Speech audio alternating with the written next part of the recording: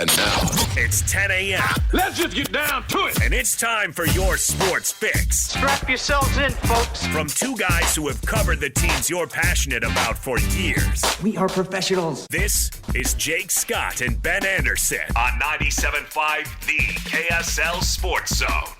Jake and Ben, 97.5 The KSL Sports Zone. Jake Scott, Ben Anderson. Happy Thursday to everybody, however you may be listening. How's it going over there, Ben? Doing well. How are you? Yeah, I'm good. Yeah. Back-to-back nights, Jazz games. Survived? I'm looking forward to my night off, yes. Yeah. I did survive, but I get to go to my daughter's soccer practice. Okay. So I'm pretty stoked about that. Get a stand on the side there and try not to yell at the coach. How long is for practice? No, I'm kidding.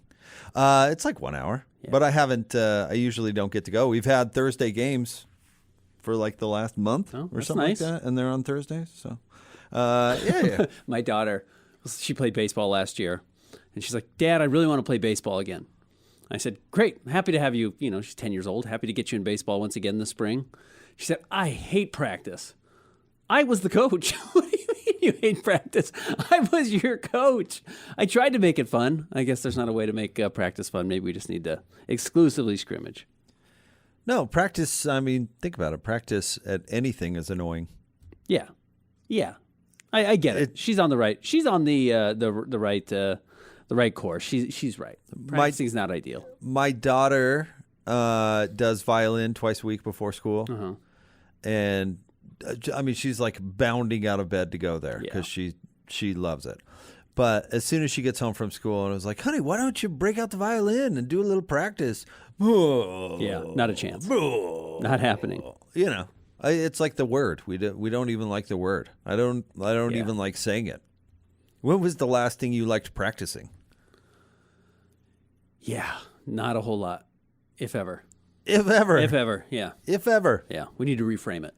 I mean, if Maddie came in here and said, "Ben, we need to up your words per minute typing by like 15." Here's your test. Here's your practice test. We need you to go practice, and you'd be outraged. You'd quit in protest. Yes, I would. I've seen people quit over less. Way less. Way less. Stupider things. You want me to what? Yeah. So I don't blame her. But it's also a lesson, right? You gotta do it, practice all Put in that the work. Stuff. Yeah.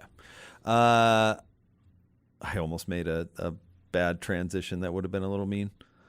Jazz could use some practice. Yeah. You saw that, did you? Yeah, they did. You know what? We could talk about that boring game if you really want to. But honestly, I think it's a decent springboard into talking about Giannis, which is the biggest story in the NBA. And both teams last night should be considering, well, I'm sure both teams are making phone calls. I'm sure every team in the league is making phone calls. But, you know, both teams should at least be actively considering being in the Giannis market for different reasons. But I will say this. Golden State, of course, should be trying. If they're going to keep Steph, of course they should be trying to trade for Giannis.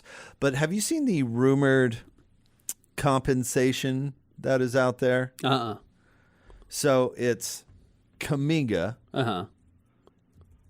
Jimmy Butler, and 4 firsts. So it's 4 firsts. 4 firsts. That's all it is. Kuminga could be a guy. It could at least be decent. I mean, he's not like cut him tomorrow. And I gotta think let me put it this way. I gotta think there are teams out there, including the Jazz, that could far exceed that package. Yes, absolutely. I wouldn't even believe Milwaukee would pick up the phone for that. Jimmy Butler's poison contract. Right. Now that Jonathan he's out with an ACL, Kuminga. and it's going to take his time coming back. If he's going to Milwaukee, Jimmy Dude, doesn't if care. he were healthy, that contract would be poisoned. Yeah. Isn't it 3 more years? Yeah, because I think he signed an extension. He did. Yeah. He's all of a sudden the old maid. He's like the worst contract in the league. Right. And you can get out of Jonathan Kuminga's contract after this year. I think he's got a team option. That was kind of a big conversation last season. But, yeah, it's... But if Miles Bridges was worth what he was worth, and Rudy was worth what he was worth, the market for Giannis, I know it's different, and I know the rules changing has made the trade market different. But Giannis is a top 5 player in the league right Still, now. and he's only 31 years old. Yeah. I know he's had injury problems, but he's going to be good for a long time as long as he doesn't have to medically retire. I got to think that teams would be willing to give up a lot more, and that brings the conversation to the Jazz, and the Jazz absolutely should be making phone calls. You go from rebuilding to contending overnight if you make some sort of move. However, what move would be appropriate is a different story. You threw together a trade package yesterday that was like everybody but Keontae. Yeah, yeah. And it got me to thinking, which is the point of the show, would that be too much? And I came to the conclusion, yes, because you got to be careful trading. Okay, let me think of the ultimate lesson of this. Well, there's 2 that come to mind. More recently, Brooklyn just cashing in for like an up-and-coming team with an up-and-coming coach and pushing it all aside for Kyrie Irving, Kevin Durant, and James Harden. That's not just one player. That's 3 supposedly legends. Sure. And what did that do? Nothing but fail. Yeah. And fail miserably. And now look at tomorrow's opponent then. Yeah, right. Worse than the Jazz. Look at tomorrow's opponent rolling into town. So that's one example. The other one I can think of, and you'll remember, the Jazz took out Carmelo Anthony and the Nuggets in the playoffs, and Melo decided he couldn't, dare continue his career in Denver and demanded a trade. Now, do you remember where he was traded to? Where do you go? The Knicks. That's right. And the compensation package now, outside of Danilo Gallinari, I can't remember exactly what it was, Ben, but it was rich. Basically the whole team. Yeah. No, it was not. It was a ransom. Look it up. But the players didn't end up being all that good. Look at how much of the Knicks team went to Denver. It was like the whole team. It was way too much. And all of a sudden they're chasing this supposed star, and this is going to make the difference. But they gutted everything, And so it got me thinking, if you're going to trade a zillion picks, make it about picks. If you're going to gut the team, I don't know if that is worth it. Now, that's where the minutia of the conversation is, right? To find gutting the team. Yeah. I mean, any deal for Giannis would require Lowry for salary purposes, period. But what additionally would Milwaukee be wanting is an interesting question. And I don't know how eager I would be to even consider Ace Bailey. I think that's totally fair. So, and Keontae for that matter, but I don't know if it would be a deal breaker because we're talking about Giannis after all, but I don't know. Ace Bailey has a lot of value and potential in my opinion. And he's a guaranteed top 5 pick who is looking like a player who's going to live up to that hype. That's the advantage. So if you're going to trade for Giannis, you essentially have to include Lowry just to make the money work for this deal. So if the Jazz were to look at Giannis, he has $54 million on his contract. You send out Lowry, who makes $46. You're about $10 million off. And there are a lot of ways to do that. Now, you could throw in Ace, who makes $9 million, and the salaries still match. It's not too much money. Where it gets interesting is you are probably asking Milwaukee to pick between a player like Ace Bailey or a series of draft picks. And you get to pick one or the other. And the Jazz, by the way, ran into this when they traded Rudy Gobert. They had to pick between Jaden McDaniels and draft picks. In fact, I don't even know if Minnesota gave the Jazz the option to take Jaden McDaniels. They wanted McDaniels, and Minnesota instead say, hey, how about another swap or young players and draft picks? So I think the Jazz would probably put one or the other on the table, which is you can have Ace Bailey or you can have the 2031 Phoenix Suns unprotected draft pick. Now, I'm just spitballing here, but I do think that's probably the type of negotiation you're having because obviously Giannis is a major upgrade over Lowry, as good as Lowry is. They need more on top of that. So you're sending out the Lakers pick next year that you own, which is top 4 protected, which, by the way, if you're watching the Lakers right now, they are not in great shape. They just got crushed by 30 to the Cleveland Cavaliers. Report out this morning that they're going to ask LeBron to take a huge pay cut, which essentially means they're telling LeBron to go away because I don't think LeBron's going to take a major pay cut to stay in LA. So you're starting a semi-rebuild next year with Luka Doncic in the Lakers. So that's a good pick. The Suns pick is one of the better picks on the market, period. And then you're getting an all-star who's just entering his prime in Lauri Markkanen. Like, that's a very good package. If you want a young player to build around, maybe you get Ace Bailey, but you probably don't get that 2030 draft pick, which is fine for the Jazz because the Jazz can then hold on to that 2030 draft pick and use it in a trade for another player to build around Giannis. You know, that's the thing. As much as Ace has a ton of value to this iteration of the Jazz, the second you get Giannis, I don't think you're betting on the future of Ace Bailey for 3 or 4 more years. You're betting on who can you bring in today to win a title because truthfully, I don't think Giannis is getting better, and you're trying to maximize him while he's as healthy as he's going to be. But if you hold on to Keontae and you still have Walker Kessler in this situation and you still have this year's first-round pick and you have the either Ace Bailey or the 2031 pick, that's a lot. I mean, that's a good basis to build a team that could potentially contend in the next 2 or 3 years.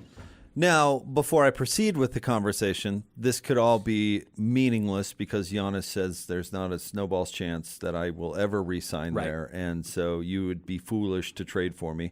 And at that point, they could either, just do it, which is exactly what Toronto and Oklahoma City did, and it worked out for both in different ways. But that is part of the convo before we move on. The next part of the conversation, in my opinion, is, all right, what teams have more resources than the Utah Jazz if it came to a bidding contest? Yeah. And the answer is Oklahoma City, but I don't think they want him. Okay. I don't know if they would disrupt their entire system to get him, but I think they should. Or pay for it. Sure. Because they've got enough, we got to pay these dudes that just won a title on our hands, then adding what is Giannis Supermax? He's got to be, right? Yeah. He makes 54 this year, 58 next year, and then has a player option for 62, which he's not picking up because he'll get a raise. Right. So, I mean, that makes their cap situation complicated. Plus, there's this, I mean, I don't like it, but it does need to be appreciated, this alpha dog thing in the NBA. Whose team is it? I find it foolish, but players do not, and it is a thing. Yeah. And bringing in Giannis disrupts that on any team. Now, who does it disrupt it positively for, and who does it disrupt it negatively for, I think is relevant. And I don't think San Antonio, we can decide whether it would be good or not, but I don't think Wemby wants to bring in another dude. Alpha dog, yeah. He's the dude. He's the star of San Antonio, who's currently in second place in the West. Correct. They're doing fine. So I don't know if San Antonio's doing that. I mean, who else then out there has the resources to outbid the Jazz? Pretty much no one. Houston has some good young pieces, good role players, and they still have some draft capital. Brooklyn has a ton of young players and draft capital. And they could trade like Michael Porter Jr. back, who's a very similar player to Lauri Markkanen. I know we think of him differently, but he's been incredible this year in Brooklyn. So as far as assets go, picks, young players, and established talent, Brooklyn certainly, I think, belongs in that conversation as well. But now on the disrupting the dynamic for the positive or the negative, and I hate to say this, and I'm sure you're going to love this take, but the perfect place for him to go is the Knicks. Mm-hmm. Because they need their dynamic disrupted big time. Yeah, they need to get the ball out of Jalen Brunson's hands, and Giannis does just that. You go in, Giannis can go into that team, and there's not anyone in that locker room who's going to get stepped on, other than the guy who probably needs to be stepped on for the betterment of the team. Right. I think a deal to the Knicks makes them unbelievably better overnight. Yeah. In fact, if you can include Jalen Brunson in the trade, all the better. It would be Cat. It would be. I mean, but see, what does Milwaukee want? Why on earth would Milwaukee want Cat? I'm totally with you. They shouldn't want him. They wouldn't want him. And to be honest, Milwaukee probably doesn't really want Lowry either. But then again, I don't think Milwaukee maybe is the smartest franchise ever. And you have to include somebody to make the salary work. Yeah. But honestly, if you're Milwaukee and you're back, I mean, let's go back to do you remember DJ's metaphor for the Jazz when they traded Donovan and Rudy, where it's like back the car out of the cul-de-sac? The Jazz are at the end of the cul-de-sac, and now they need to back the car out of the cul-de-sac. If Milwaukee's going to if Milwaukee trades Giannis, that's what you're doing. So why would you want a middle-aged player even though he may be an all-star? It doesn't make sense, right? we talk, and I'm including everybody, about windows ad nauseum. Does he fit in the window? And then we just totally forget about windows when we're having these discussions. Like, oh, why wouldn't Milwaukee want Karl Anthony Towns? Yeah. Well, because he doesn't fit in the window. Right. No, I'm totally with you. It's why, again, if you were the Jazz, I think you can make them one of the most compelling offers, if not truly, I mean, other than the Thunder and maybe the Spurs, the most compelling offer in the NBA. I'm not kidding, because depending on what they want to do in Milwaukee, they can start day one, whatever their pathway is. Are they backing out of the cul-de-sac, or are they hitting the freeway? You have Lauri Markkanen and Ace Bailey, and you get another draft pick or whatever. I mean, there's going to be a draft pick involved, even if you throw Ace Bailey in. You could make that trade. Plus, Milwaukee's going to tank this year. They're going to get their own draft pick, which is going to be top 10. That's a pretty good base. I mean, that's not dissimilar to what the Jazz have right now, and we feel like the Jazz are a summer away from starting to compete. That's exactly where Milwaukee would be, plus, getting some draft capital back. Their problem is they traded all their draft capital in recent years to get Damian Lillard or to get Drew Holiday, and they're really going to be tied up that way. But they have this year's pick, and then they would probably get maybe this year's pick from the Jazz and move forward in that direction. And that's not a bad one either. And you know what? That would be a part of the negotiation as well for the Jazz. Maybe it's not the 2031 Suns pick, or maybe it's not Ace Bailey. Maybe it's just this year's pick, unprotected. Jazz have already done all the hard work of tanking. You get 2 shots at a number 1 overall pick in this year's draft. That's a really valuable deal. And then the Jazz say, yeah, we gave up Lowry 1 tanking year for Giannis. I totally get that from the Jazz's perspective. You would have to know that he would have interest in re-signing. You'd have to really convince him. I don't think you would feel all that safe in it, and you certainly, I don't think, would take his word for it, especially for that much in a package. But it's, the Jazz can make an offer. This is what the Jazz have been keeping their gunpowder dry for, specifically for this type of offer.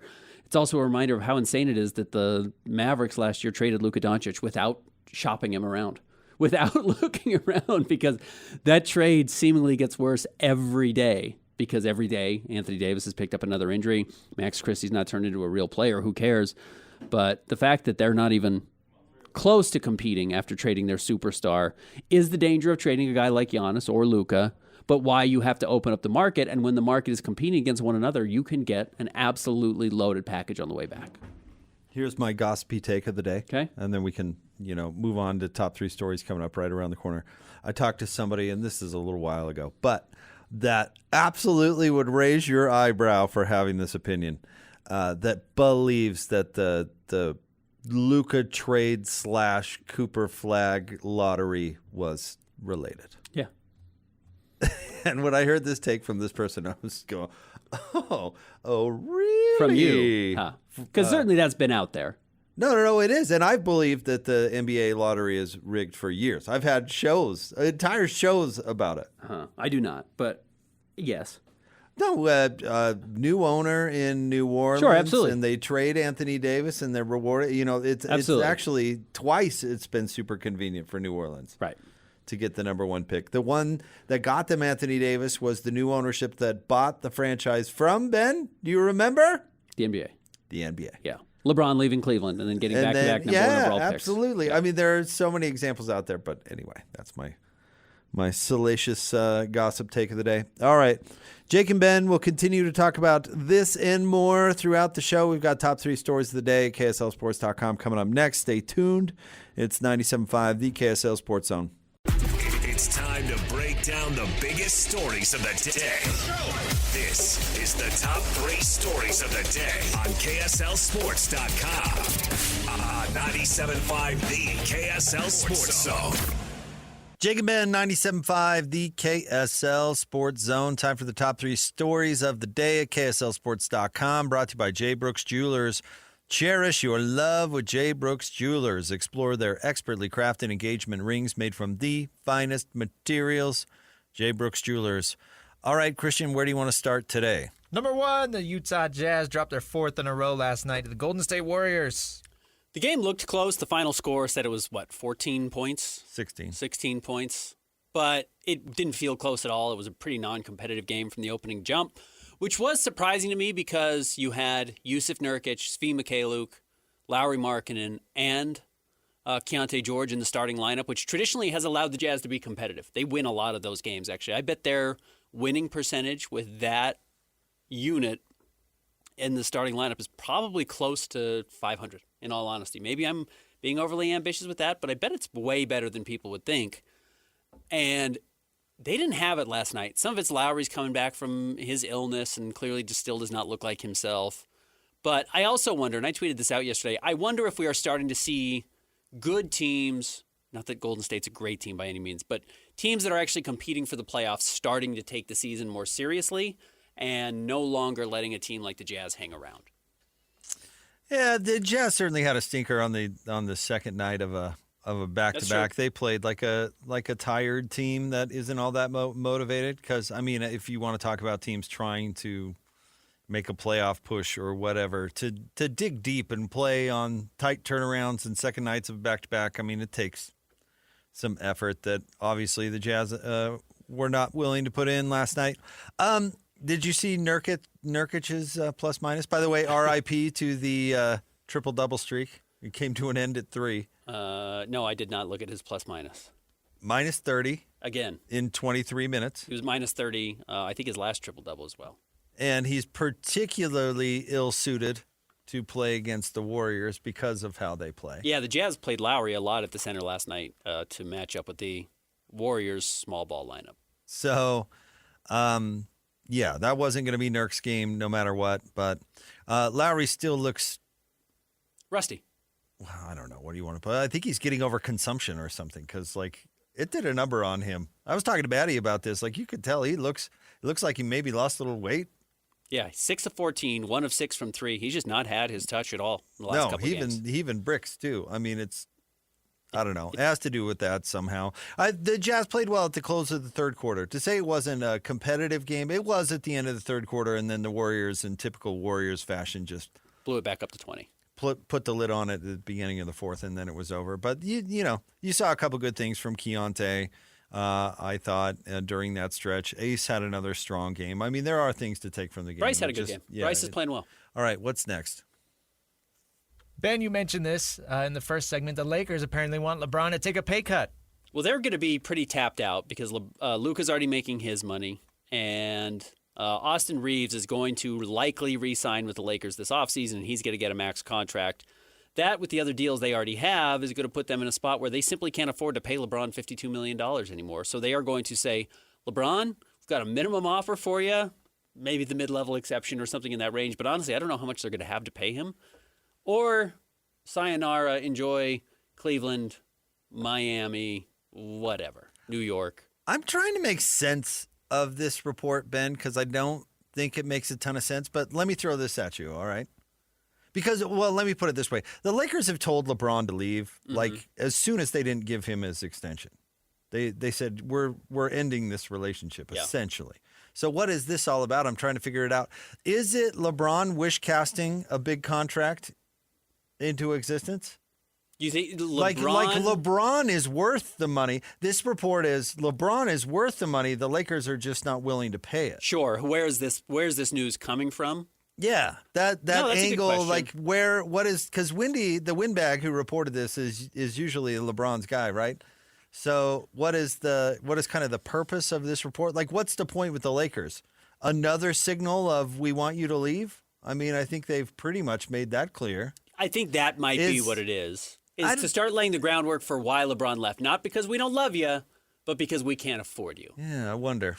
But LeBron is is kind of a vet minimum guy. I mean, he's not worth $50 million anymore. Not to the Lakers, not to any team. He is from a ticket sales standpoint, and that is something that has to be taken into account. People pay attention to LeBron. You know who should not care about that? An NBA GM. The Luka-led Los Angeles Lakers. No, in all honesty, like, should Austin Ainge be considering ticket sales in his basketball moves? No. I hope not. No. But owners do. And the GMs do work for the owner. Well, give LeBron a bad contract? I don't know.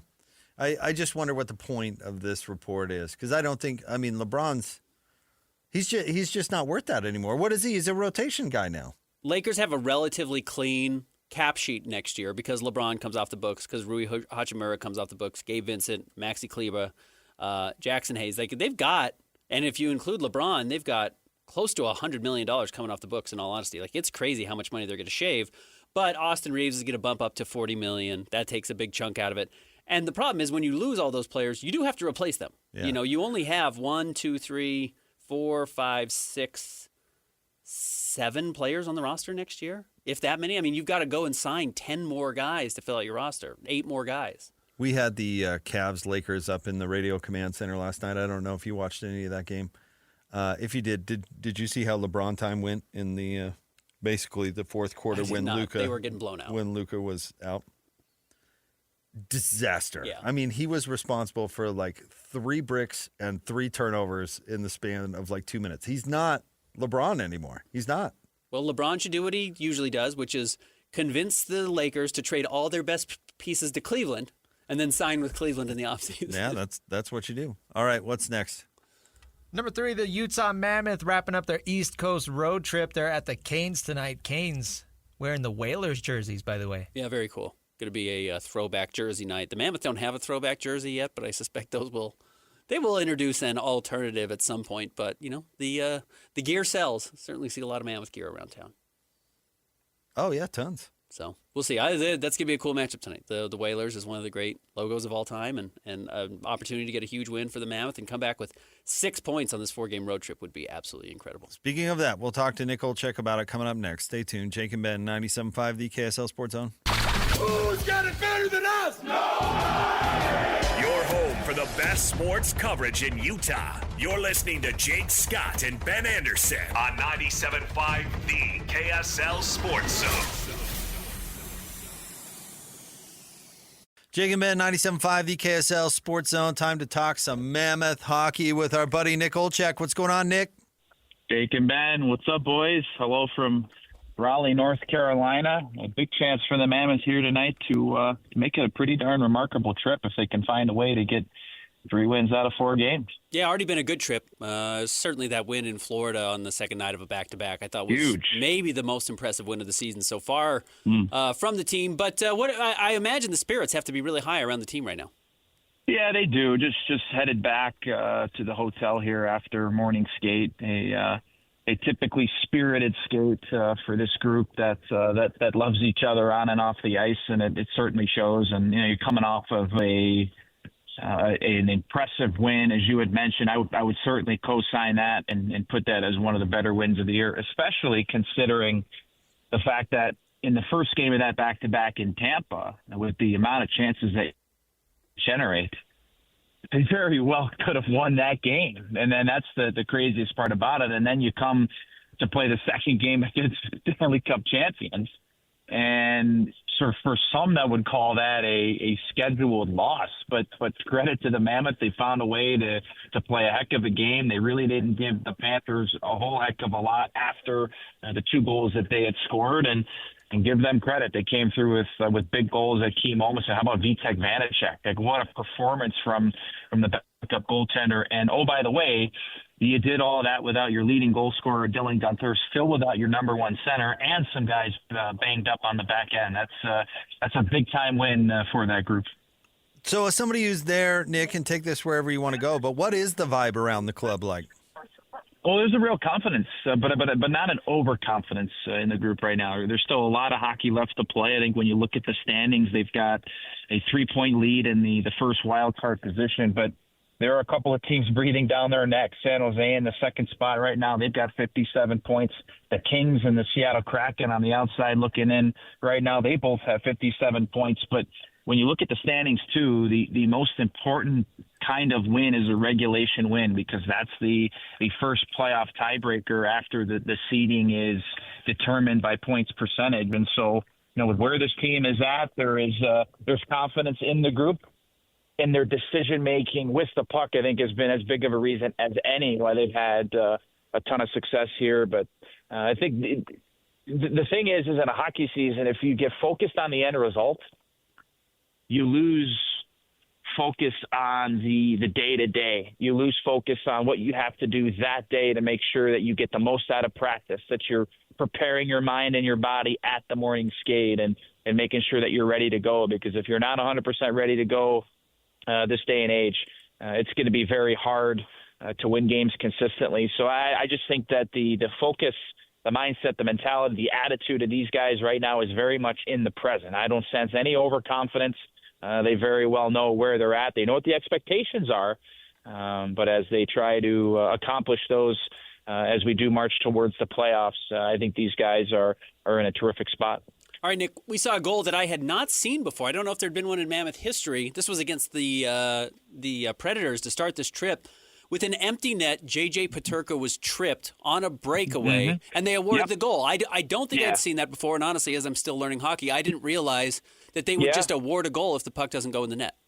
Yeah, and if you are fouled or if there's a penalty taken, and that's to deter players from taking penalties on guys that are going for an empty net shot because it could get dangerous. If you trip a guy and he's going at full speed to try to put a puck into an open net, he could end up going crashing into the boards. So it is as much of a safety thing as it is something that will be rightfully rewarded because, the net's open. And if you slash a guy on the hand and otherwise he would have been able to put it into the open net, well, you're going to reward him a goal. But that's why if you're trying to avoid that, do what Nick Schmaltz did in the last home game against the Philadelphia Flyers. Remember when Garnet Hathaway had an open look at the net and Nick Schmaltz didn't slash his stick from top down. He came from underneath, swiped it, and then obviously we know, in my opinion, which that led to one of the most, if not the most dramatic comeback and best game in franchise history. So, for our newer fans, our newer listeners, if a player has a clear shot at an empty netter and he's tripped or slashed or hauled down from behind, it's going to be an automatic goal awarded. So, Nick, after the road game tonight, the Mammoth come back home for 6 in a row. At what point is it acceptable to change the conversation from if this team is going to make the playoffs to things like positioning and home ice? Well, I think you could start looking at the positioning right now, and it kind of goes into our talk about regulation wins, and they've got 21 of those. You look at some of the teams around them, they don't have nearly as many of those. I think the next closest is the LA Kings. So, I think for this group right now, it's continuing to stay within the day-to-day, but I just get in, right? Like you could sit there and I think if you're a Colorado or if you're a Dallas, teams that are very much in their Stanley Cup window, whereas the Mammoth are hoping to be there one day and are very much on track to being one of those teams in a couple of years. You can't worry about, if we get into the third spot, we're taking on this team. And if we get the second wild card, the first wild card, the great thing about the National Hockey League playoffs is that just get in and you never know what can happen. Your goalie could catch fire. A couple of players on your team could find some hot stretches, and that could end up leading you to the promised land because there have been stories of teams that go on to either win a cup or have a deep run from teams that do make it from a wild card spot or even the last team to make it in. So, with how consistent they've played, the fact that they have remained in the moment and they haven't gotten too far ahead of themselves, I think that's a very positive part of the attitude of this group right now. But we are certainly getting to that point where us as broadcasters and us as fans and us as lovers of the game, it is very much the time right now to start seeing, okay, how would this shake out if this was the matchup and where this team is going to want to be. But there is no question and there is no argument that this whole playoff run is going to go right down to the end, which is why a win tonight, a big 2 points here in Raleigh tonight is going to go a long way. In the Mammoth, not only trying to chase the teams in their division, but trying to create some standing separation between themselves and the teams that are below. Nick, because they've only been here now for, 18 months, I guess, coming up on, a year, not even that long, a year, the Mammoth have been in Utah, 2 years, excuse me. We don't really have a sense of how long it's been since, then Arizona Coyotes, this organization has had postseason success. We're seeing the postseason. Well, we get a sense of what it might mean to our community. What do you think it would mean internally to the Andre Tyrannies, the Bill Armstrong, even somebody like Matt McConnell, who's been, broadcasting games? What would it mean to them? Well, I'd love to hear Matty McConnell call a playoff game. I mean, I don't know about you guys. I mean, he has had some unbelievably memorable calls this season that will live in Utah Mammoth history. But I think it's going to mean when this team makes the playoffs, it's going to mean everything to the city of Salt Lake City and to the state of Utah and to Mammoth fans all over the world. I've had Mammoth fans reach out to me from New Zealand. Like, they're watching games that's a day ahead, and they're watching games when we're playing and broadcasting the game. And, like, it would do so much to make the playoffs. And if Mammoth Nation loves coming to the Delta Center for regular season games, and they love the atmosphere there, which how could you not? It's that on steroids come the playoff time. You get the Raleigh towels every single game, every play, every goal, every save, every check means that much more when the rink shrinks come playoff time. So, for this team, they've got plenty of experience, especially on the back end when you think about guys that have won cups, that have been around. Sergachev, Cole, Nate Schmidt, those are a couple of guys that come to mind. And it's this time of the year where you got to lean on those guys. You got to rely on them to try to help to get you to the promised land. But it would be an unbelievable accomplishment for this team to make the playoffs, especially considering that was the expectation coming into this year, and it is not out of the realm at all. And there should be a lot of excitement around this group, because not only should and hopefully will make the playoffs this season, but they have been set up by General Manager Bill Armstrong and his staff to be a competitive team for the next decade, considering some of the great pieces they have, whether it's Clayton Keller or Karel Vejmelka, Dylan Gunther, Logan Cooley, so on and so forth. The present is bright, and you better grab a pair of sunglasses, because the future is even brighter. Utah Mammoth broadcaster and big-time celebrity in New Zealand, Nick Olczyk, with us here on Jake and Ben. Nick, thank you. Thanks, Nick. Appreciate it. Enjoy the game. You guys are the best. I appreciate you guys having me on always, and looking forward to our chat next week. Let's go get 2 points tonight in Raleigh. Thanks, Nick. Appreciate you. Man, that guy's not buying lunch for himself when he goes down there. To New Zealand? Yeah. He goes down for the Lord of the Rings tour or whatever. He's getting... Yeah. VIP treatment. You can't walk into a, pub, whatever they call it down there, without somebody being like, let me get you some fish and chips there, Nick. Your money's no good here, Nick. Yeah, buddy. Yeah. Let's get you fed. Nick's a man of the people. Hockey lifer. So I'm sure, yeah, he's well known around the globe. Getting shout-outs from New Zealand, Ben. Yes, he is. They're watching it today. Yeah, they've probably already seen tonight's game. It's over. They know what happened already. Really, really savvy gamblers. They always hit. Always hit. Yeah, it's the secret. Your gambling friend from New Zealand, they know. He does great. He kills it every time. It's like he's Biff Tannen from Back to the Future, too. Christian, Back to the Future was a trilogy of movies in the 80s and early 90s, Ben, starring Michael J. Fox. Michael J. Fox, yeah. Who's that? And there were... Christopher Lloyd. Christopher Lloyd, but the girlfriend was played by two actresses. And the mom was played by... Leah Thompson. Yeah. Just catching you up. All right, stay tuned. We'll get to more coming up next. Jake and Ben, 97.5, the KSL Sports Zone. The sports you love, the teams you can't live without. Get a sense of urgency! This is Jake Scott and Ben Anderson on 97.5, the KSL Sports Zone. Jake and Ben, 97.5, the KSL Sports Zone.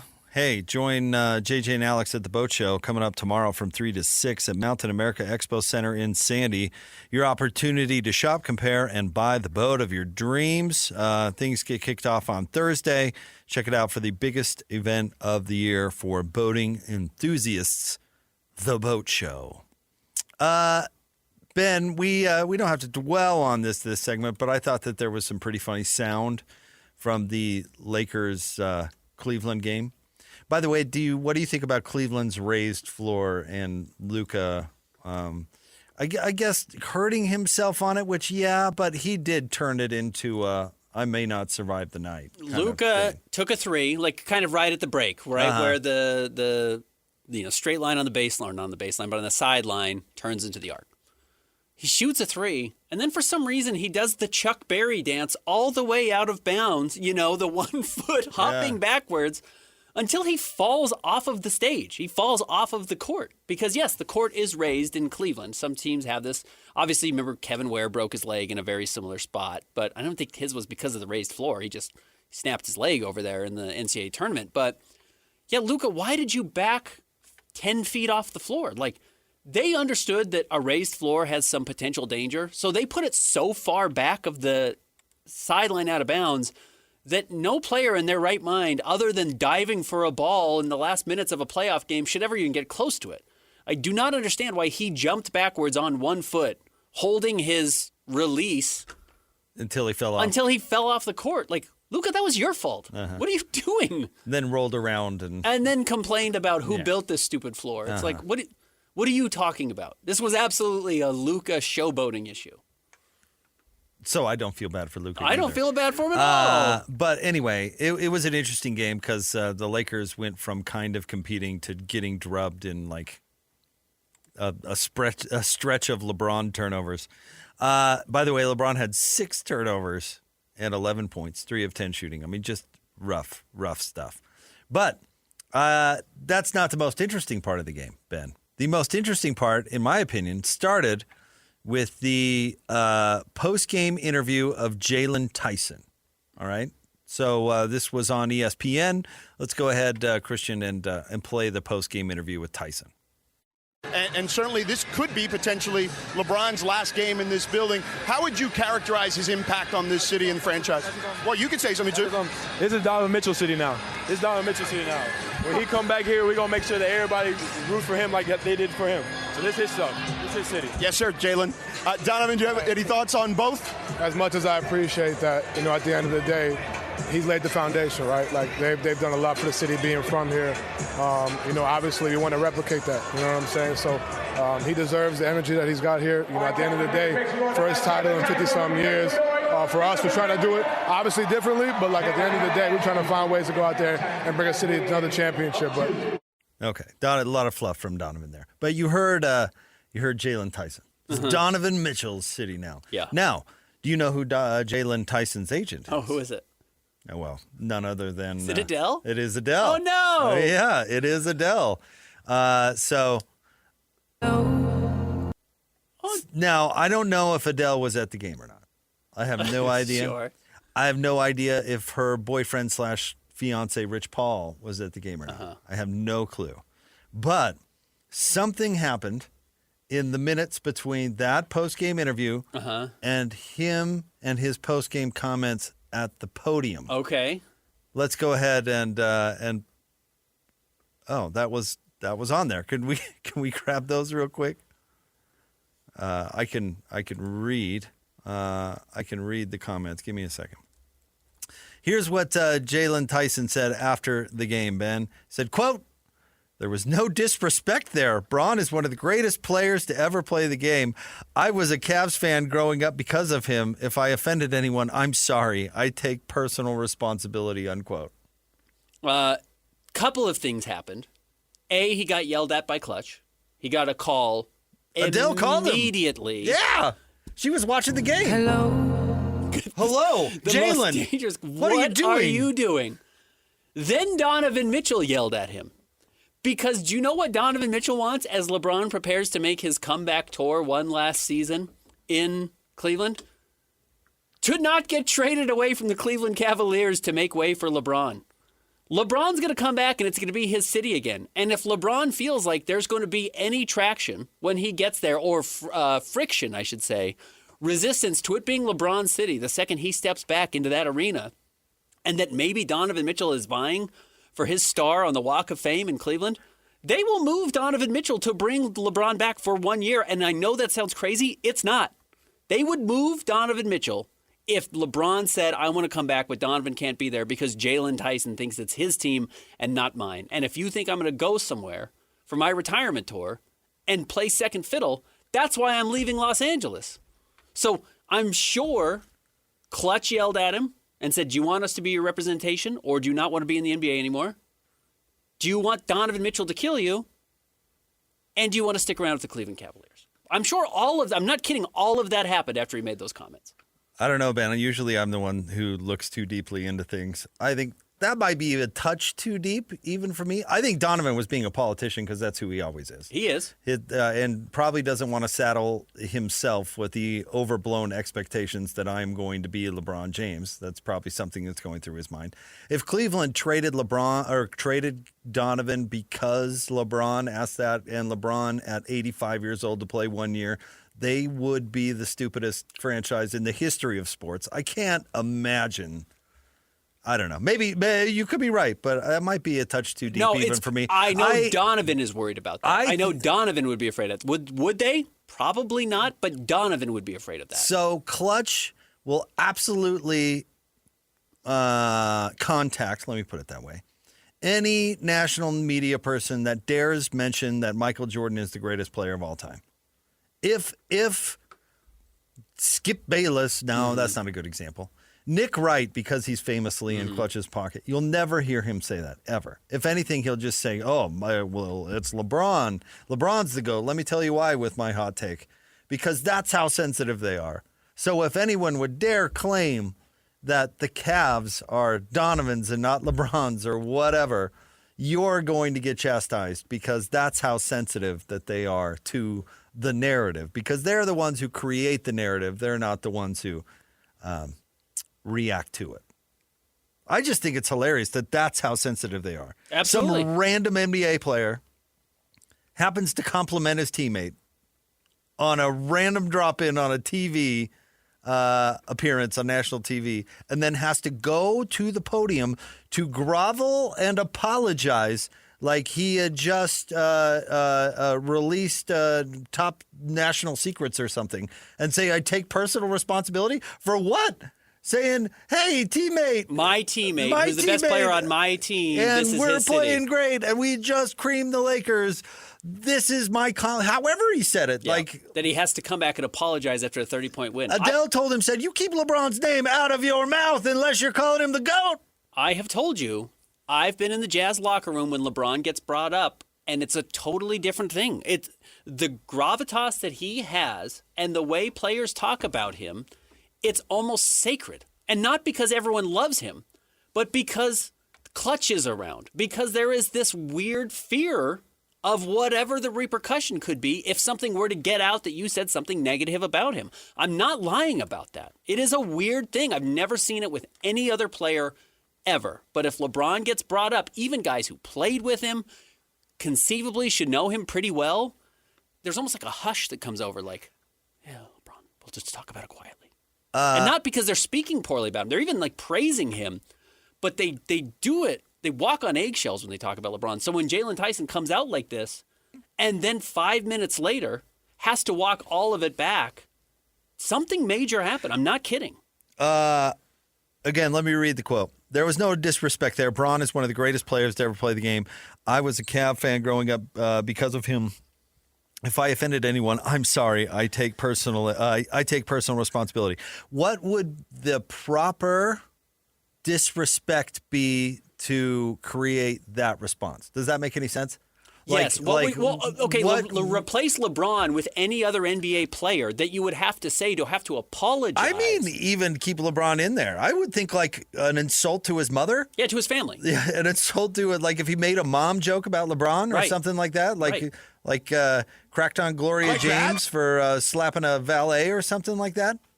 Like that? Then yeah, but by all means, take personal responsibility. Yeah, bring up Delonte West, sure. Yeah. Yeah. Like, hey, that was too far. LeBron's great. My bad. I take personal responsibility. Okay. All he did was compliment Donovan Mitchell. His own teammate. Like, and there's a very loose comparison to LeBron James. I'm telling you, Donovan pulled him aside after, because Donovan did play the politician on camera, but that's not who Donovan's going to be all the time, especially behind the scenes. Yeah, Donovan's going to come back and be like, you want me to become LeBron's biggest enemy? LeBron hated Steph because Steph was going to be the next star in the NBA. Hated Steph until he realized, oh, this is good for us to be on the Olympics together. Maybe we could one day play together. This could be beneficial. You think Donovan suddenly wants to become LeBron's enemy because he's the guy in Cleveland who they want to build around or want to be the face of the franchise? They always want LeBron to be the face of the franchise, even if it's the last year of his career and he's not capable of winning you a title. And I'm not kidding. If LeBron decided, I want to come back to Cleveland, I'm going to play GM LeBron. We should trade Donovan for a haul of other picks because Donovan would still get you a ton on the market. He could. He could orchestrate that. It's at least put the pressure on them with Clutch to say, if you want to do business with LeBron, you have to do business with us, and it's going to involve trading Donovan Mitchell. I'm not kidding. That goes through players' heads. It has to because LeBron carries that big of a stick. So, anywho, I thought that was funny. I missed that. That's very funny. A complete about face between the walk-off interview on ESPN and at the podium. Oh, he's the number one. It's got to be the number one conversation right now, even with the Browns. Did they hire their head coach yet? They did, right? Yeah, they did. Even with news with the Browns, the Jaylon Tyson being the number one character right now in Cleveland Cavaliers land, the day after LeBron comes back, is not where you want to be.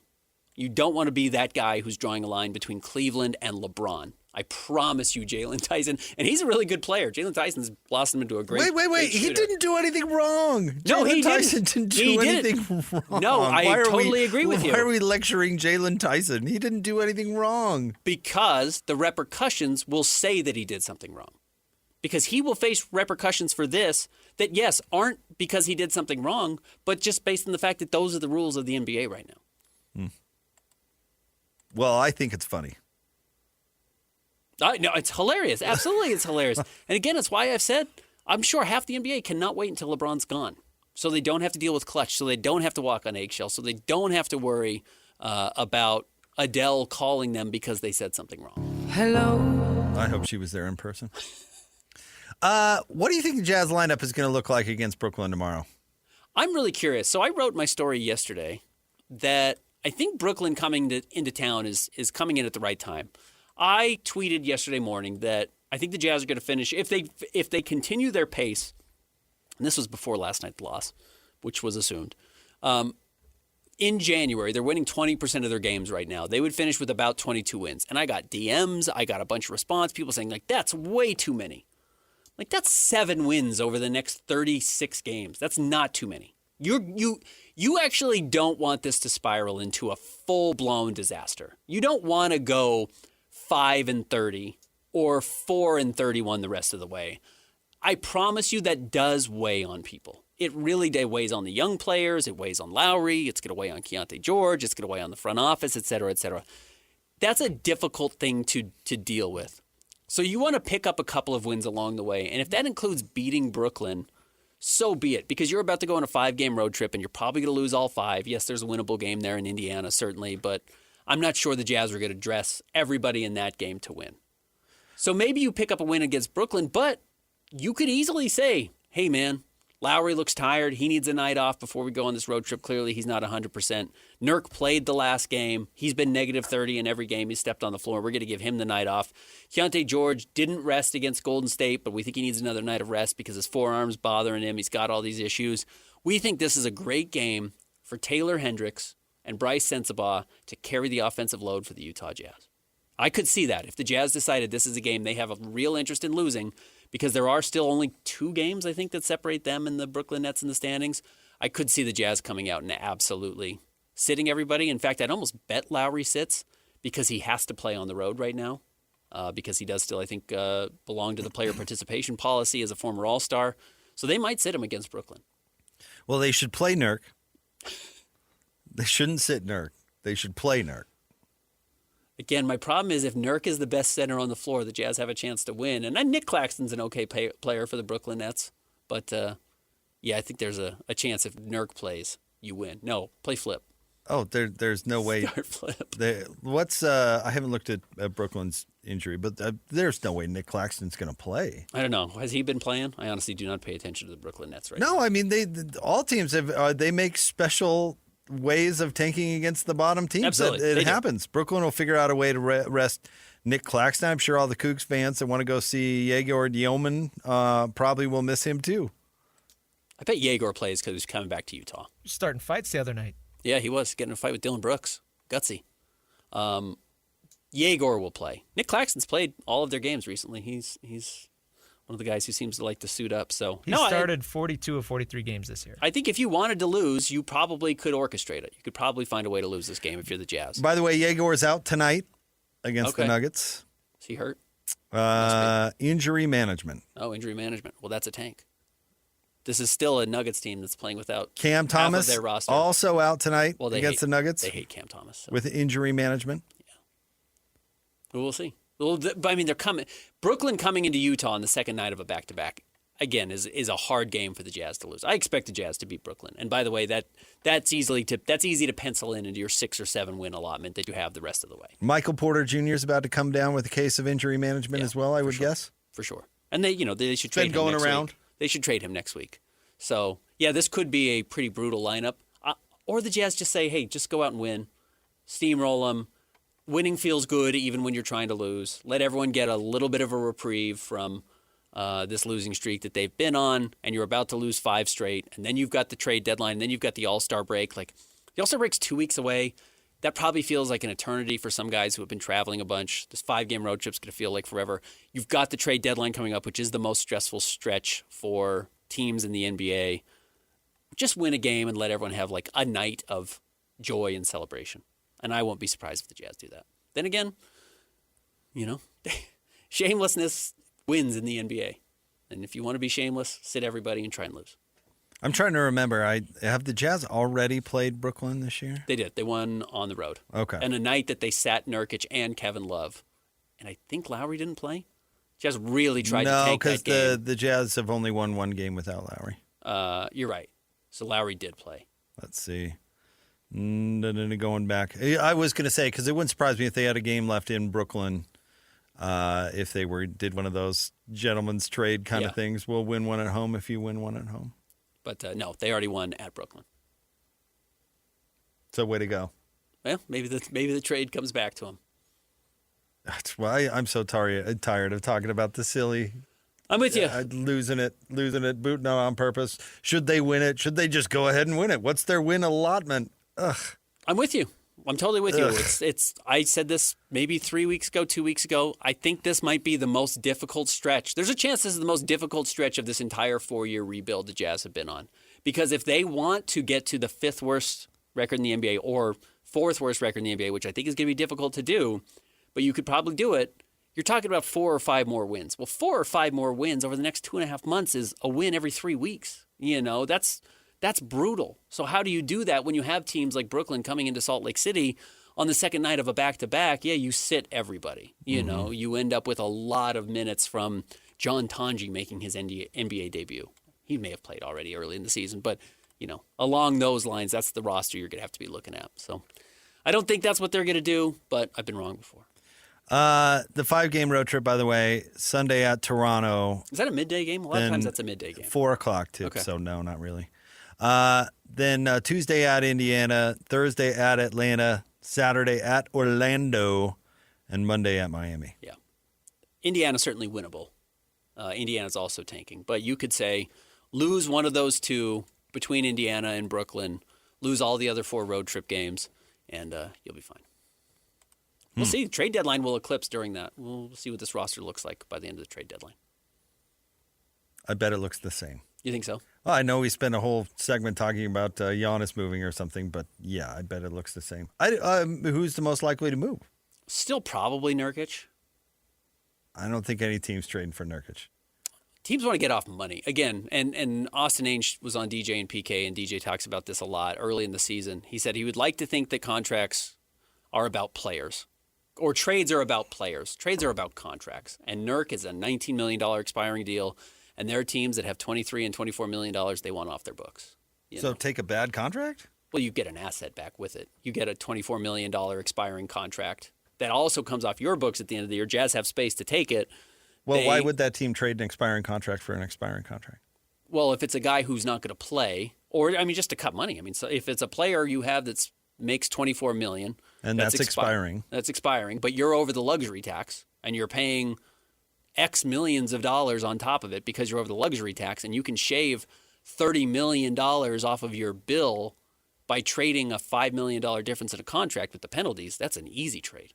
And you throw in a second-round pick or whatever, that's a very good trade. Okay. That's good business. So if the Jazz trade Nurkic, it's probably a business move for another team, a transaction, not because someone thinks Nurkic is pushing them over the top as a championship contender. I think there's a reason they're putting it out there that it would be a good thing if he was not traded, because he's not going to be He's not going traded. to get traded. I Like would, you see all these people out there in the atmosphere going, well, the Jazz really like Dirk for their long term. Maybe they'll keep it. I think it's prepping everyone for he's going to stay. I would probably bet against it just because it's more likely a guy doesn't get traded than does. But Nurk is out there. You know what? George Niang's also out there. George Niang would be a valuable piece, actually, that can play. And he's played great this year. Clearly, he was supposed to be back by November and hasn't played yet, and I think that's by design. I don't think he's got this ongoing foot injury that is, ending his career. So he's so terrible you don't want to play him because somebody might not think he's terrible yet? No, I just think the Jazz don't want to accidentally win games, and George Niang can win you games. You think at this point? George? Yeah. George is a guy who can hit. Kevin Love has accidentally won the Jazz games this year by going for 20 and 12. George can get hot and score 25 points in a game. George is still one of the greatest shooters in the world, You could absolutely acquire George at the deadline if you're a team like Denver or somebody who wants to add a little more shooting. Houston could probably add some shooting. Orlando could add some shooting. And again, he's got an expiring contract. He costs 8. You send the Jazz 12 and a second-round pick. You get a player that can actually help you. Maybe you get off of somebody you don't like or don't need, and you save cash and you get a player. So no, the Jazz will be involved in conversations. They can certainly facilitate deals too and help teams as the third team, a la Luka Doncic and the Dallas Mavericks last year. All right, stay tuned. We'll have more Jake and Ben coming up next. 97.5, the KSL Sports Zone. Whether it's the Jazz, Utes, Cougars, or Aggies, these guys have got you covered. Time to eat, fellas. You're locked on to Jake Scott and Ben Anderson 1, 2, 3, move it. on 97.5, the KSL Sports Zone. Jake and Ben, 97.5, the KSL Sports Zone. Join Hans and Scotty coming up tomorrow from noon to 3 at Tim Daly Mazda in Sandy, 10785 South Auto Mall Drive. Ben, you know what I think is interesting about Saturday's BYU-Kansas game? I think it's a little bit of a microcosm of some of the overall change that's going on in college sports, specifically college basketball, but you could probably draw a football comparison here. Kansas, now, very good. What are they ranked, Ben? Like 14th, something like that? 14th. 14th? BYU's 13. Does that sound right? Like that? They're obviously not terrible. I mean, the Toop knows how to run a program. Yeah, they're good. But Kansas, the old guard, the old way of doing things was they cheated. Mm-hmm. In tandem with the shoe company Adidas, the parameters, the rules of the game were tilted in their favor. And as a result, they won the Big 12 championship, regular season championship for 10 plus years consecutive, right? Mm-hmm. And it's not like the Big 12 was a sleepy basketball conference during all that time. There were really good teams. But Kansas was really dominant because they were Kansas. Mm-hmm. Now, they still have a built-in advantage with Adidas and their Adidas flagship basketball program. Mm-hmm. That doesn't stop mattering. But the way that the rules have changed, other schools can make up that advantage other places. Mm-hmm. And so now the BYUs of the world that used to have to take overachieving, get old, stay old teams to even compete now have a different way of getting there, whereas Kansas's way is no longer the serious advantage that it used to be. And I don't think that means the Jayhawks just go away and stop being relevant. In the same way in college football, I don't think Alabama is just going to go away and not be relevant. But all of a sudden, BYU can keep up with Kansas. Yeah. Honestly, Houston can keep up with Kansas. Baylor can keep up with Kansas. And they have other built-in situations and advantages and disadvantages as well, but no longer is it stark. And I think it's an interesting juxtaposition in one particular game of the old guard and the new guard. You can't freeze. Did you watch at all Vanderbilt against Kentucky? No, the blowout. They ragdolled Kentucky. Yeah. Like Kentucky was embarrassingly bad, but Vandy is really good. You know, I remember when Bryce Drew coached at Vandy and they were kind of good and then they flamed out. I mean, Vandy, when was the last time they were good at college basketball? Like good. Yeah, been a while. They're good. Uh-huh. You know, these other schools all of a sudden have an opportunity. I wouldn't be surprised to see Gonzaga not be Gonzaga sometime in the near future. Gonzaga is a really interesting example, if I can continue to carry this conversation forward, which is what has the WCC done over the last 10 years to make sure that Gonzaga has every advantage it possibly could have to make a deep run into the NCAA tournament because it gets the money back. They've instituted buys in the tournament. You know what I mean? They want to make sure Gonzaga faces no headwinds at all to represent the WCC. Well, they don't. The Big 12 used to do this for Kansas. Tell me, where's the Big 12 basketball tournament played every year? Yeah, I got it. Kansas City. It's 40 miles away. Keep an eye on how that changes, if it changes, because there is going to be a real push from the BYUs and the Arizonas of the world, and if they're good, they will have a major say. You know what sounds great? Vegas. So close to us. Our fans are going to travel really well. It's becoming a basketball mecca. It's at least a center place for basketball now. We don't need to play in Kansas. That doesn't really make any sense anymore, does it? In March, do we need to go play in cold Kansas? Let's go to Vegas. Everybody will love that. And that will be the decision makers within the Big 12, which, by the way, the decision makers are generally the best teams and the leaders of the best teams with the most money deciding how things get done. So I will be curious, as we're talking about this is a representation of where Big 12 or where college basketball and college sports are, the change, Kansas no longer being an automatic number 1, number 2, number 3 ranked team all year, having the financial backing to be able to protect themselves in that ranking because now teams like BYU can come and compete equally. But what's the next step to further show where the bread is actually being buttered? Because you're right, Kansas, you said it's Adidas, used to always be able to do that. They used to be able to be those decision makers, and now they're not. And they're probably going to continue to lose power. That doesn't mean they're going to be irrelevant, but their piece of the pie is much smaller. I would buy into the narrative that the SEC is not as good anymore. I mean, that's in football. Yeah. Just kind of carrying this conversation a football direction. I would buy that. I would buy that Alabama, maybe Georgia. I don't know. It depends on their individual situations. But I would buy that league was cheating more than the other leagues for years, and that helped establish the dominance. I don't think it's 100% the reason, because there are just flat more college football fans and supporters in the southeastern United States than there are anywhere else. So it's not the entire reason. But the rules changing have really interrupted the dynamic, and it will interrupt how we watch it. Duke won't automatically be the best team anymore. No, I totally agree. Kansas won't automatically be the best team anymore. Alabama won't automatically be the best team anymore. The SEC won't automatically be the best league anymore. Now, where this will get interesting, and the money certainly plays a part here, and where basketball is different than football, and we certainly see it locally. BYU has been on the front end of this revolution, and actually Rick Majerus did a great job with this. It was surprising more teams didn't do well early. But, basketball is truly an international sport. And now college basketball is as well. You go and you get Yegor Dioman, or you get, Andrew Bogut in the past. You could go out and find guys, Hano Metala, Lowry Markkinen, et cetera, these guys that will come and play college in international ball. And it's happening more now than ever before with colleges, guys who played pro basketball coming over and playing in college. The problem with football is the pie hasn't gotten any bigger, right?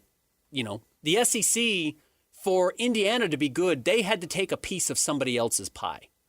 And you probably weren't going to take it by robbing James Madison, though I know they took James Madison's coach, but they were going to take it by robbing some other top players that probably would have gone to Alabama or an SEC school. And now the Big Ten's still relevant, but the lesser Big Ten teams are jumping up and carving out a spot, carving out a niche. Vanderbilt in the SEC is carving out a bigger niche, but the pie itself of talent, the recruiting pool, has not gotten bigger, where in basketball it has. So you're right. For the Big 12 or for BYU to become good in football, or Indiana to become good in football, they have to take from somebody else near the top, and that probably does come from the SEC. In basketball, I'll be curious how much it does change some of the blue bloods, because ideally, if you have money, you should be able to go out and still recruit internationally, and the pool should grow larger, even if the money has changed hands somewhat. But you're right. This game this weekend is a fascinating look at how the world is changing, because BYU basketball, with a reasonably decent history, but certainly not elite, now being legitimately competitive with Kansas and maybe a better program over the next 10 years is a crazy shakeup to happen almost overnight. Well, international players, I think it's all about the shoe money not being the only money. The Adidas and Nike were the only people, and I don't want to say only because there's the sleazy car dealer booster, but that pales in comparison to what Adidas and Nike were giving to the system, not just the players. Like Adidas pours money into AAU programs for 12-year-olds to make sure that you go to Kansas. It's not the back end money. It's actually the front end money. It's the infrastructure. It's the beginning all of the process. That. And you're bribing coaches, and you're doing it all above board because you're supporting club basketball or whatever. And the players get the money, the coaches get the money. They don't care. They want the player. And then when the player's making the decision to go to college, then they go, oh, well, you're an Adidas guy. We just bought you a car, and you're going to Kansas. But if you're AJ DiBonsa and you can get Adidas money, or you can get the same, if not more money from Qualtrics, you get what I'm saying. Absolutely. From a billionaire BYU guy, he doesn't care. Right. You know what I mean? Because a shoe company is going to bang down his door no matter what. If the shoe company was the only one giving him money, then, okay, I'll go to Kansas. Right. But now the price tag is equal. They can be made whole elsewhere, let alone that BYU is a Tier 1 Nike school, which gives these big-time recruits the shoe excuse to go to BYU, because that is still a thing. Huge. That's what I'm saying. Kansas will still get big-time Adidas players. They just won't get them all. Where in the past, you're right, the funnel was tighter. It would put more teams into the Louisvilles or the Arizonas or the Kansases of the world, and that is spread out now because the hole on the funnel is much wider. Right.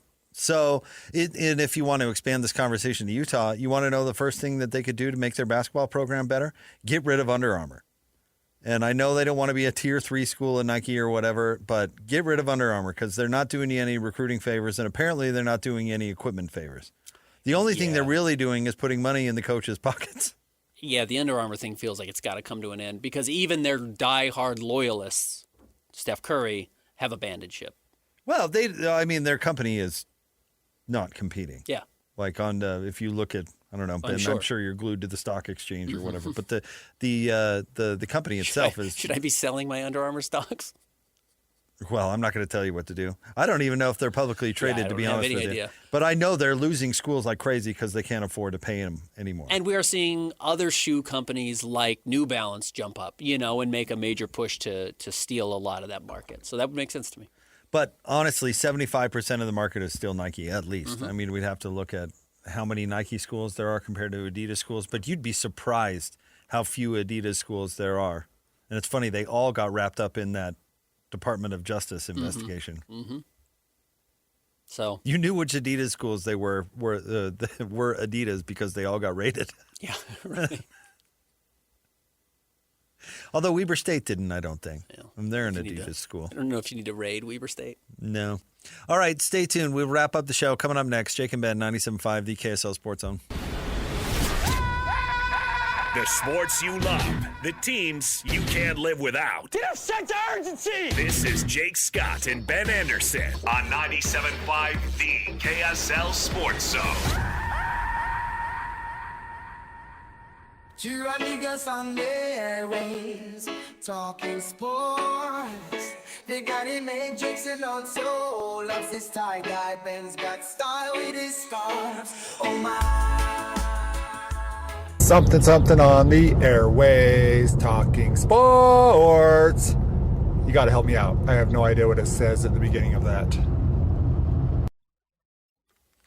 Thank you, Kale. I'm going to tell you the truth. I don't know either. It's two amigos on the airwaves. Is that what we think it is? Yeah. That's what we think it is. No, I think I looked it up. You went back to your lyrics, your original lyrics. Yeah. It's like Louie. You can't actually tell what they're being, what they're saying. But personally, or appreciate you using the call-in feature on the KSL Sports app. We would encourage anybody to do so. Just make sure you say, this is for Jake and Ben. Yeah. And that's to include our podcast listeners in the future. So if you send in a call-in when JJ and Alex happen to be on the air, you need to clarify, don't use this material on their show. Sure. Save it for Jake and Ben. Right. Please do. Two amigos. Two amigos on the airwave. But It's just such the good Rasta voice. It's really hard to tell. It's tough. Yeah, it's hard to know exactly what your buddy Mike was saying when he was singing it. I thought it was Bill. Bill. Oh, I thought Mike must be doing background vocals. Sometimes, some of the Beatles stuff, you can't tell if it's John or Paul. No, Mike's on the tambourine. Nobody bangs a tambourine like Mike. We might. I have some other ideas for some songs. I've got a tambourine man, Mike. We might have to get the band together because I got some ideas. Better tell them so almost they can all sober up and come in. Oh yeah, they do need 24 hours for at least 24 maybe hours. Maybe a week to sober it up before they make it happen. Yeah, it gets loose. Well, you live off the royalties. Like this, you can do whatever you want. Well, not the royalties on that song because we gave it to the show. Which is nice of you. Yeah, so the show, other songs. The show earns the what does the show get from the royalties on that song? Probably millions. Do we, now that our guy Hans is pursuing other endeavors, do we just get to play, oh man, I've had a rough morning 365 days a year now? Without fear of consequence? Without fear of dying because he's going to squeeze us to death? Or do we think there's more likelihood that he hangs out outside of the building and kills us because... Now he's not going to lose his job if he does that? He's not going to lose his job over it. Yeah. Not going to get a call not from an HR? HR violation. Yeah, right. Probably the latter. Okay. But I don't know. I don't know how much he's going to be listening. To test it out. He's busy. Yeah, right. See, that's what I'm saying. I don't know. Could be going back and like, who was, what's his name? The Let's Get Ready to, I can't, I don't want to, I can't even, lose your I can't job? even finish it. Yeah. But that guy would just have an army of lawyers comb the internet looking for people who use that phrase without his authorization. Mm-hmm. Scott Gerard. Yeah. And I would guess that's Hans with, oh man, I've had a rough morning. He's just going to be combing the archives daily to make sure nobody uses that drop. But not for money. For vengeance. For vengeance. It's the best motivation. For vengeance. Oh, it's what gets PK out of bed in the morning. Uh-huh. It's true. Yeah, right. Vengeance. It's a strong emotion. He started Batman. So I personally am not going to chance it. Yeah, Batman's whole thing is vengeance, right? Is it really? I thought avenging the death of his parents. I thought he was a gratitude guy. Showing gratitude to the city of Gotham? Or to someone. I don't know. No, it was Joker killed his parents or whatever, so now this whole thing's on a tour to avenge his parents' death. What's Robin's real name? Bert? Bert, yeah. No, isn't it? It's Dick, right? Yeah, I think you're right. Something. I can't remember the last name. Anyways. Not Bert? Dick Grayson. Grayson. Yeah. Christian comic book guy. Who knew? Big dweeb over here. Yeah, seriously. Gratitude? No, not the motivation of Batman? I don't think so. Is that more an ant? What does he have to be grateful for? Huge house? That he inherited because his parents were killed. Well, he wouldn't be grateful having for that. He wouldn't have that Playboy money if his parents were still living. He was like jet setting off and hanging out with gals. That's the thing. Batman doesn't have any of those things. Bruce Wayne has those things. Batman doesn't have any of those things. Okay, Schizo, it's the same person. No, that's the whole thing. It's not the same person. Yeah, I don't know if you can say that anymore. But no, that's not what it is. When he's Batman, he's the Masked Crusader. Masked Avenger. Masked Avenger. His name is Avenger, right? It's about vengeance, the whole thing. I'm not buying it. Is it the Masked Avenger or Masked Crusader? I thought he was more of an anxiety guy. Batman, the Masked. By the way, schizophrenia is a legitimate condition. You can't say schizophrenia anymore? Like if you think you're not in a derogatory manner. If you accused him of being two different people. Not derogatorily. I was speaking a definition of the word. It was a miscommunication. Okay. Not on my part. All right. Hans Olsen and Scott Gerard are coming up next. We'll talk to you on Christian. Friday. Jake and Ben, 97.5, the KSL Sports Zone.